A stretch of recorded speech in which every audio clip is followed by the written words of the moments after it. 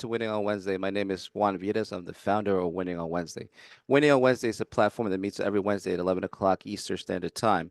And the purpose we're there for is to build meaningful relationship and expand our brand and really promote your brand out there and to expand and get your message out there. And today, I always say, by the way, I forgot to say this, but people always do business who they know, like, and trust. That's really important to get to really know to the people. And this is one of the purpose what we have these kind of interviews so that we really can get to know everybody. And today I have the pleasure to introducing Jami Carlacio. How you doing, Jamie? I am well, and thank you, Juan. I will say, first of all, thanks for reaching out and for having me on your show. And I have to say, I've really appreciated being a member of Winning on Wednesday, and I have met some great people. And you were the first one to reach out, call me up, welcome me, and get me excited about being part of that group. And Appreciate happy to have you too, and thank you so much. And the check is in the mail, by the way. that. Okay. I'm just joking. I'm just joking. But anyway, so tell us a little bit about yourself. Well, right now I'm a writer and an editor, and I've been a writer all my life. And so I coach people on how to write. I coach people, I help them write books. I help academics write articles, monographs, and dissertations, master's theses, articles for journals. And I even help people with personal essays that help them get into school, whether it's med school, a nursing program. And so right now I'm working with somebody on her work. She's a Fulbright fellow, and she's an expert in technology and ethnography, and she writes really amazing stuff. So I've been helping her get her work published. Oh wow, that's amazing. And we're definitely going to talk about that and AI too. I want to talk about AI and writing. We're going to definitely go Yes, touch about that subject in a little definitely. bit. Okay. So tell us about your early years. Tell us where you grew up or where it all got started. It all started in Orange County, California. I was born there. My family's actually all from Spokane, Washington, but my dad wanted to work down in California where my uncle lived. So he traded houses without even seeing it. He said, okay, you can live in this house in Spokane, and we're going to move down to Anaheim, California. And when they Wow. got there, I was told that my mother was mortified. Like, what did you just do? But she died when I was a baby. So when I was 5, I ended up moving back to Spokane and living with all of my relatives around. And so I grew up there, and I moved away when I was 21 after I graduated from Oh, wow. Gonzaga University. Wow. And wow, it's amazing. And tell us about did you have any ideas of what you wanted to become when you were younger? Like any I mean what you're doing now, did you have any inspirations of what you wanted to become or Yeah, yeah. When I knew I've always had an instinct to teach, and for good or ill, my son doesn't always like it, but I have always thought about what it's like to teach. And in my head, I was already teaching classes in first grade. And I think my teachers probably thought I was a little precocious, but I didn't go up to the classroom and teach it. But I've always had that sensibility. And by the time I was in middle school, I was helping all my friends with their writing, and I was tutoring kids. And I ended up tutoring all the way through. In fact, I still tutor people when the opportunity arises. So I knew that someday I would be a professor. I knew I would teach college level writing, and I knew that I would teach literature. And I did from about 93 to 2018. I taught writing. I was running a freshman writing program, and publishing papers and giving presentations at conferences and writing books. wow. And so tell us about did you have any hobbies or interests at that time or did you or continue to have any hobbies or any hobbies that you want to mention and talk about? Sure. I used to be a golfer, Oh wow. never good golfer, but I dated a golf pro. I ended up living in Sacramento, California as an adult for 8 years. And I met this guy who was a PGA certified golf pro, and he taught me how to golf. I still have a wicked slice, alas. And so I golfed for a long time. I actually, when I was in Ithaca, New York, I golfed with the women's golf club. and I was the second worst one on the team, but we won because of my high handicap. Oh, So it wow. was great. And then I haven't golfed since I've moved out east, Oh, but wow. I do ref. Now I'm a basketball ref and a baseball umpire. And Okay. I love sports, so I love being out on the court or on the field. Yeah, I recently took my kids to Top Golf. You know, my kids love Top Golf, so it's a Uh-huh. really great thing to do. Golf ranges. I don't know if you ever been to Top Golf, but it's like they take like Apple meets at the driving range or something like that, or TGI Friday meets the driving range. It's pretty cool. So it was nice. I had my daughter's birthday there, so it's really, I'm trying to Oh, get my kids to play golf to get into it, so it's nice. it And is. It's a walk in the park. I love golf. yeah, it is. And it's really cool. I have a semi private country club right over here, Mhm. and it's like $15, I think, for a bucket of balls for the Yeah, driving that's a pretty range. good deal. It's a pretty good deal, and you just go out there, swing balls, and you get tired too. It's a great exercise, but overall, it's good. And no, that's awesome that you play that. What did you go to school for? What was your major in school? Like, what did you major in? Well, I majored in English and I have a bachelor, master, and a PhD. And when I was in high school, I was in AP English, and I had the best English teacher. Her name was Mrs. Mary Jane Morse, and she made writing and literature exciting. And she's the reason I majored in English. And if I could give her a hug and a kiss today, I would, because she doesn't know what kind of an influence she had on me. And so I majored in English. I had a writing internship when I was a senior. I was a journalist for a while. So I've always loved writing. Just Wow. I write all the You, time. you know what? I got to tell you because me personally, I wasn't born in this country, obviously, so I always struggle as English as a second language. Mhm. So one of the things that's helped me, I remember, and now you're talking about this. I remember my teacher, Alvin Kramer. He was in seventh grade.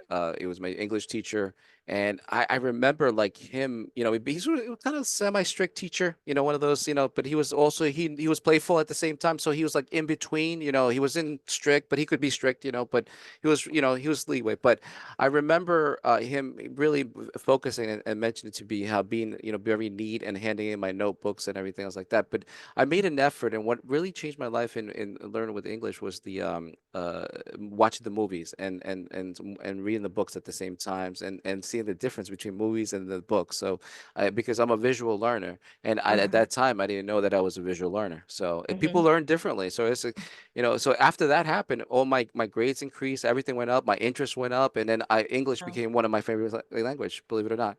So I, yeah. I I enjoy English. So I just wanted to share that story because you brought back your English, teacher, and I'm like, wow, it just bringing back, brings you back. And this is the beauty about having these conversations that we kind of reflect back and bring back the stuff that we haven't thought about in years. So Right. just really think about Exactly. it. So from there, tell us about your first job that you had, your first real job, and that experience. How was it like? Well, my first job when I was 16 was at a Sears surplus store, and I was a cashier and, had to pick up all the clothes that people left on the floor. But what's interesting, and this is kind of the way I work, I was interested in all the positions. So I trained myself how to mix paint and sell hardware. I trained myself how to work in the cataloging department. And so I remember fixing a ratchet for a man, and he knew how to fix the ratchet, but I was determined to fix that ratchet. So he patiently waited while I fixed a ratchet for him. And but I loved it. And I mean, I didn't love really working at Sears. We called it Smears. Oh. Oh, But then after I actually lived in Australia for a while, and when I came back and lived in Sacramento, I was in the cell phone industry for a year and a half, but I was miserable because I was really meant to teach. wow. Wow. But I mean, the fact that you were able to teach yourself and be diverse in so many ways, it's truly amazing. I know. Yeah.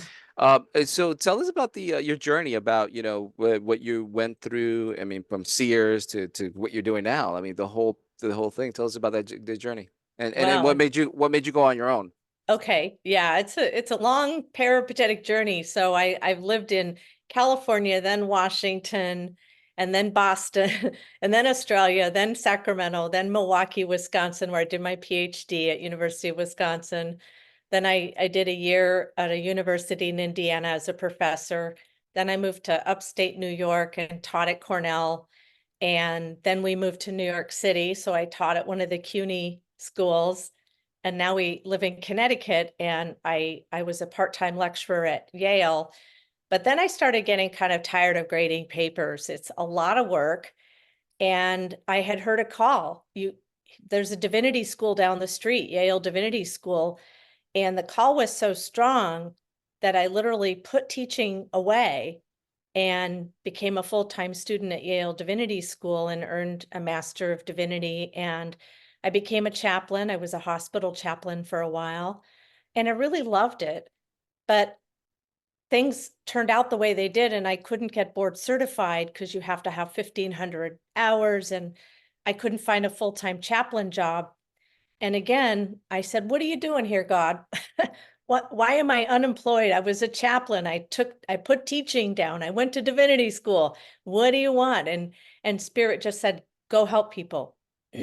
And so I started looking into coaching programs and became a master certified coach. And I realized I loved working with people. I could still do that. As a professor, I worked with students. And I have done a lot of recovery support, and I've done a lot of other kinds of mentoring.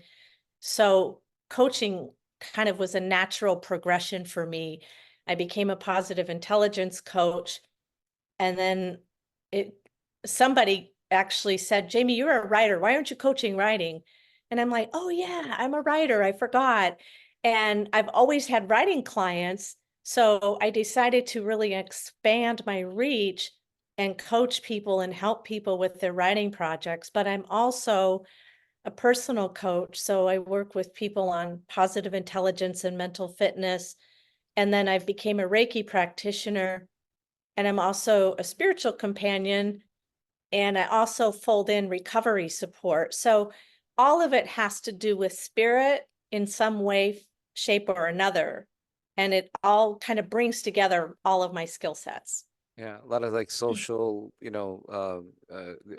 services or something like that, or like needs, because there's a lot of people that have these necessities and business as well. Yeah. So, that you offer that. That's excellent. That's great.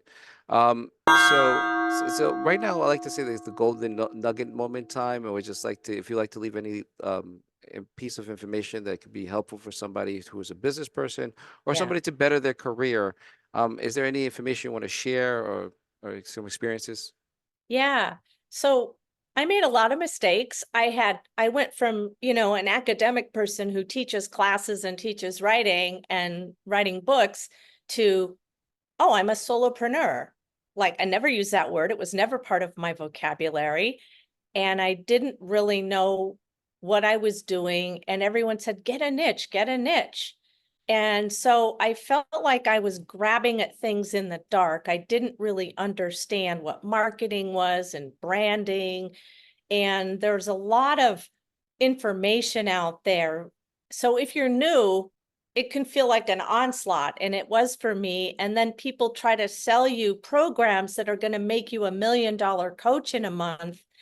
And so I purchased some programs and I spent some money on that, and I didn't really get anything out of it except knowing how to recognize when people are selling me something that's really not useful for me. So my first piece of advice is really think about what it is that you offer that people want. And the other thing is, don't do it for the money. The reason I do what I do is because this is the gift I was given, and I love giving it away, and people seem to like it. They keep coming back for more. So for me, it's about really getting straight on my motivation and really understanding that I can't help everybody on the planet, but with people with specific needs and wants, if I can meet those, if I can find out like what's causing you distress and how may I help you? That's what I had to learn. And it took a whole year of just figuring that out. And that's how I came to really focus on healing and writing. And, I offer services if you want to write a memoir, if you want to start using writing as a way to heal, that's something I can help with. But overall, it's take your time, really figure out who you are and what you want to bring to the table, and always be thinking about what you can give somebody else, because that's what networking is about too. It's about finding out, what can I do to help you? Is there anyone I can introduce you to? Is there anything I can do to make you more successful? Right. And that's how my experience has been with WOW. And that's what I learned. I'd never belonged to a networking group before. So Wow. those are some Thank things I you. would say. Thank you for that too. And yes, to your point, it's about value, I think, and showing value. Yeah. Sometimes, especially with people when they start out a business or beginning, they don't have capital, they don't have money, they don't have budgets, Yeah. but the one due value that you have is yourself. And Yeah. you is the way you position yourself to help out others, because they always say about givers gain, and it's true. It's true Mhm. about the givers gain. Once you give back to the universe, it comes back. So, and in the energy that you put out there, it could be positive or negative energy, right? So the Mm. energy that you're putting out there definitely works. So, Yeah. no, I totally wholeheartedly agree with that, and absolutely, and also thank you so much for supporting Winning on Wednesday. You've been great, and we love you there. So I'm glad you're part of the family, so to speak. Yeah. You know. And actually, can I say something else? Sure. Because you just said something really, really important. You talked about energy. And one thing that I have really integrated into my body and my soul is how we attract energy. Yeah. If the universe is energy and we are energetic beings and we're putting out good energy, we're going to attract that good energy. And if we're putting out negative energy, guess what we're attracting? We're attracting negative energy. And then Eh, we say, how come all these bad things are happening to me? So that's why I became a mental fitness positive intelligence coach, to really understand that my life isn't problematic at all, that yeah. there are solutions to every problem if I just dig deep within me. So I'm going to tell you something real quick, and there's just a Okay. little disclosure, right? And this is thank you to Robin Shaskin, because I got to give credit to where credit is due, because she Mhm. and our logo goddess as well. So she created our logo here. You see our logo here. Notice Mhm. the light bulb, and it's the Oh energy. yeah. Is the Uh-huh. energy? Look at Yeah. see the W's. If Yep. you turn them upside down or sideways, they're actually magnets. Oh, they are? They are Oh, magnets. yeah, Yeah, yeah, they're yeah. I they're see they're that. they're magnets. So the magnets attract each other. Mhm. And the O is for opportunity. The light and both for ideas. Oh, I love it. And you realize that. That was I like, didn't. I yeah, didn't. I've I been a know. member for a year and Yeah, yeah, I'm like, oh, yeah, really? yeah, yeah, yeah. But we designed it that way exactly because now it all comes to full circle, so to speak. Mhm. Um, so besides WoW, and thank you so much, and again, check us in the mail. But tell us about any other network organizations you belong to, or any spheres of influence that you belong to. Well, I have a coaching cohort, so I'm part of the positive intelligence coaching community, and I have a couple of coaches that I meet with every couple of weeks, and we kind of co-coach each other. And then I am on two boards. They're called boards when you're members of athletic association. So I'm a member of the Board 10 Basketball Ref Association, and I'm a member of the Greater New Haven Board for baseball. And I am going to be joining a chamber of commerce, because now that I'm a business owner, because I do the Reiki thing, my business is called Healing Arts. I'm going to be putting myself out there as a business owner, and I have an office and everything. So it's exciting. It's amazing. Well, that's exciting to hear. So tell us about your services and what you offer about your company. Well, my writing is, it's just Jami Carlacio Coaching, which is in the back here. And I offer help for all writers, but specifically for academic writers. A lot of people get stuck. A lot of people don't finish their dissertation. They get stuck. They get writer's block or whatever, or they don't know how to put words on the page, or they start self-sabotaging, like, oh, I'm not very good at this. But the fact is, if you're in that PhD program, you probably are really good at this, but that doesn't mean that it's easy to put words on the page. So I coach people how to shift their mindset so that writing becomes something they enjoy and that they can tell the world what they have to say, because you do have, everybody has something to say. So I help writers. I've recently helped 2 people publish memoirs, and I continue to do that kind of work. So writing and even websites, I notice a lot of mistakes on websites. So I'm happy to look at a website if anyone wants me to just give a glance and see if it's grammatically correct, if it has a tone, if it's easy to navigate. And then of course, Reiki, I've found that energy healing is another thing that I like to do. And again, the spiritual coaching, because that's a big part of my life. So you can integrate, I just have a quick question. Can you integrate Reiki with your writing? Well, yeah, some people may be watching this and understand what chakras are, but we have, we have a line of energy going through us, and we have other energy points too. But if our chakras are blocked, we start here with the crown, which is kind of the spiritual, connection. And then we have a third eye, a throat chakra, which is about communication, a heart chakra, which is about being loving and open-hearted, a solar plexus chakra, which is where our emotions are. It's kind of like our emotional brain.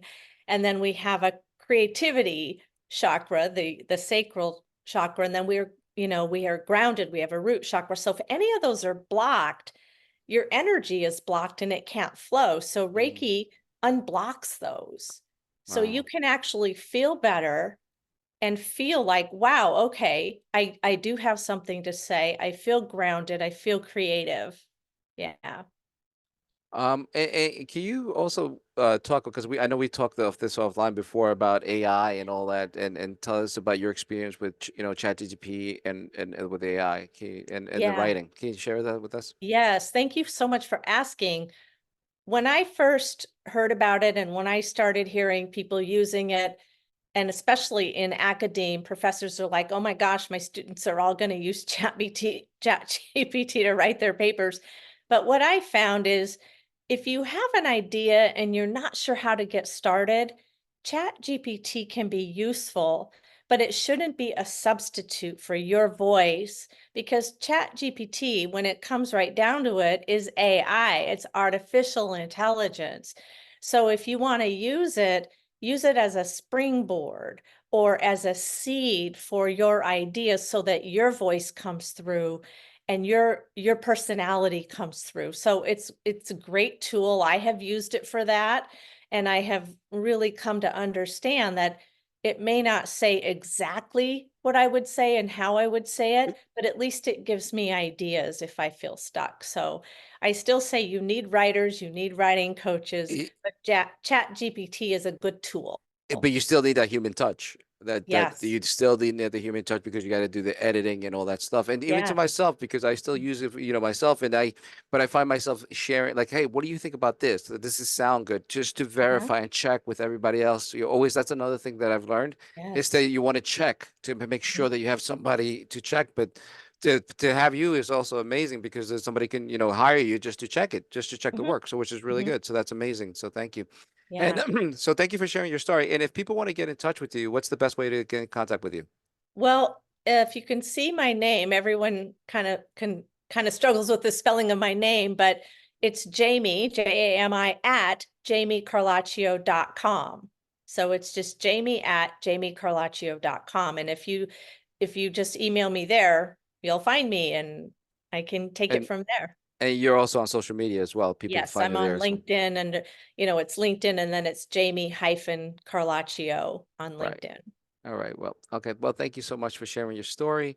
And if you'd like to become a member of Winning on Wednesday, simply visit our website, winningonwednesday.com, and just click on the first time guest. And we'll hope to see you next week.